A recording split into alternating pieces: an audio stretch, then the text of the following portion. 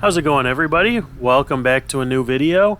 Today we are in Des Plaines, Illinois at the All Saints Catholic Cemetery, and today we're going to pay our respects to a legendary baseball man, somebody who's very well loved in the city of Chicago. And if you're a Chicago Cubs fan, you probably love this guy as much as anybody else. His name is Harry Caray, and he was a legendary announcer for the St. Louis Cardinals, the Chicago White Sox, and the Chicago Cubs. Harry Caray was born in 1914 in St. Louis, Missouri. Now, Harry Caray got his start doing play-by-play for the St. Louis Cardinals, and he was with the St. Louis Cardinals for 25 years. Now, there's a lot of people that are Chicago Cubs fans that got to know him, that got to love him, that did not know that he started off with the Cardinals. He was born in St. Louis, but for me personally, I got into the Chicago Cubs at a very young age. My grandfather was a huge Cubs fan, and one of the best memories that I have as a kid was going over to my grandparents' house and watching Cubs games.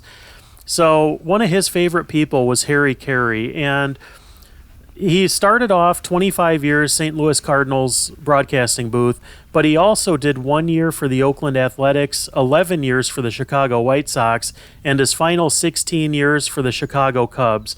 Now, his catchphrase was "Holy cow," which they have here on his tombstone, if you can see right down there. Now, Harry Caray was just a beloved guy in Chicago. Everybody loved the guy. He was full of life. He was a baseball man through and through. He knew a lot about the game. But when the games got boring, you could always count on Harry Caray to liven it up a little bit.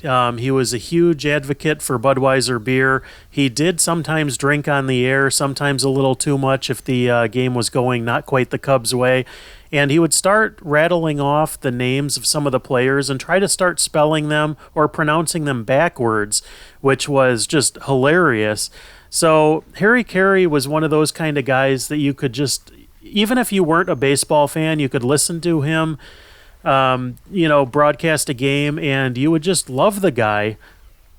Now, Harry Caray was probably best known for the seventh inning stretch. He would sing "Take Me Out to the Ball Game," and he had a legendary bad voice for singing, but he got so many people into singing "Take Me Out to the Ball Game" because if you heard Harry Caray sing the song, you could join in with him and not feel bad about sounding horrible, and that was one of the best things. Harry Caray was kind of an every guy, and you really felt comfortable listening to Harry Caray broadcast a game or to be at Wrigley Field listening to him sing the seventh inning stretch. It was quite a phenomenal thing to see.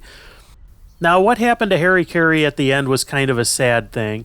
Now, Harry Caray this was Valentine's Day night on 1998. Harry Caray was out to dinner with his wife, Dutchie, for a Valentine's Day meal, and Harry Caray suffered a medical emergency. I believe it was a heart attack, but when he fell down, or when he collapsed, he hit his head on the table, and it knocked him unconscious. He was unconscious for 4 days, and he passed away on February 18th of 1998.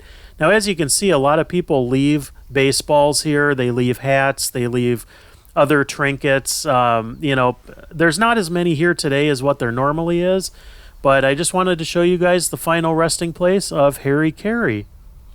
Thanks so much for joining, guys, and we'll catch you on the next video.